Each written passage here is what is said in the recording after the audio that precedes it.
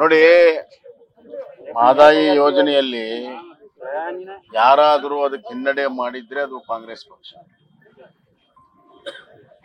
2009ರಲ್ಲಿ ಮಹದಾಯಿಯ ಒಂದು ಹನಿ ನೀರನ್ನು ಕೂಡ ನಾವು ಕರ್ನಾಟಕಕ್ಕೆ ಕೊಡಲ್ಲ ಅಂತೇಳಿ ಸ್ವಂತ ಅವತ್ತಿನ ರಾಷ್ಟ್ರೀಯ ಕಾಂಗ್ರೆಸ್ ಅಧ್ಯಕ್ಷ ಸೋನಿಯಾ ಗಾಂಧಿ ಅವರು ಹೇಳೋದ್ರಿಂದ ಪ್ರಾರಂಭವಾಗಿ ಟ್ರಿಬ್ಯುನಲ್ ಮಾಡೋ ಅವಶ್ಯಕತೆ ಇರಲಿಲ್ಲ, ಟ್ರಿಬ್ಯುನಲ್ ಮಾಡಿದ್ರು. ಆಮೇಲೆ ಆ ಟ್ರಿಬ್ಯುನಲ್ ಮಾಡಿದ 4-5 ವರ್ಷ ಚೇರ್ಮನ್ರಿಗೆ ಒಂದು ಆಫೀಸು ಕೊಡ್ಲಿಲ್ಲ, ಏನು ಕೊಡ್ಲಿಲ್ಲ, ವಿಳಂಬ ಮಾಡಿದ್ರು.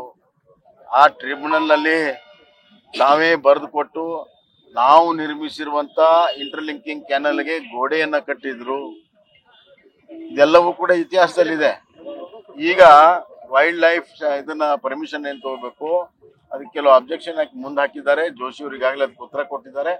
ಸಮರ್ಪಕವಾಗಿ ಅದನ್ನೆಲ್ಲ ಮಾಡಿದ್ರೆ ಖಂಡಿತ ನಮ್ಗೆ ಅದರ ಪರ್ಮಿಷನ್ ಸಿಗ್ತದೆ ಅಂತ ವಿಶ್ವಾಸ ನಮ್ಗೆ. ಸರ್, ರಾಜ್ಯಪಾಲರು ವರ್ಸಸ್ ಸರ್ಕಾರ ಅಂತ ಸರ್ 11 ವಿಧೇಯಕಗಳನ್ನು ವಾಪಸ್ ಕಳಿಸಿದ್ದಕ್ಕೆ ಕಾನೂನು ಹೋರಾಟ ಮಾಡ್ಬೇಕಂತ ಸರ್ಕಾರ ಥಿಂಕ್ ಮಾಡ್ತಾ ಇದೆ ರಾಜ್ಯಪಾಲರ ವಿರುದ್ಧ. ಕಾನೂನು ಹೋರಾಟ ಮಾಡಕ್ಕೆ ಎಲ್ರಿಗೂ ಕೂಡ ಅಧಿಕಾರ ಇದೆ, ಮಾಡ್ಲಿ. ಯಾಕೆ ವಾಪಸ್ ಕಳಿಸಿದ್ದಾರೆ ಅನ್ನೋದೆಲ್ಲ ಬಹಿರಂಗ ಆಗ್ಲಿ.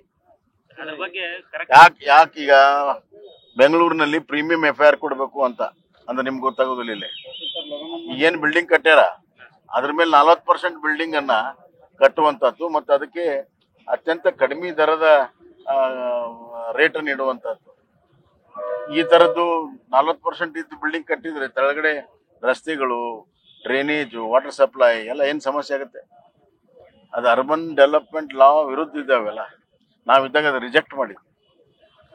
ಇಂಥ ಅನೇಕ ಕಾನೂನುಗಳನ್ನ ಅವರು ಹಲವಾರು ಜನಹಿತದಿಂದ ಮತ್ತು ಕಾನೂನಾತ್ಮಕವಾದ ವಿಚಾರಗಳಲ್ಲಿ ಮಾಡಿದ್ದಾರೆ. ಅದಕ್ಕೆ ಉತ್ತರ ಕೊಡ್ಬೇಕು ಸರ್ಕಾರ.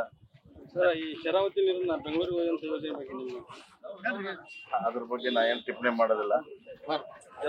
ಸಚಿವರಾಗಿರ್ತಾರೆ ಟಿಪ್ಪಣಿ ಮಾಡೋದಿಲ್ಲ ಅಂದ್ರೆ ಅದಕ್ಕೆ ಅರ್ಥ ಇದೆ.